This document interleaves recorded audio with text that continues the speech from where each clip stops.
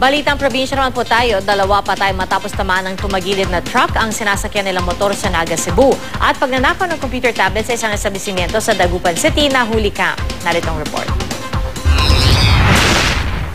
Nahulikam ang pagnanakaw ng computer tablet mula sa isang establishmento sa Dagupan, Pangasinan.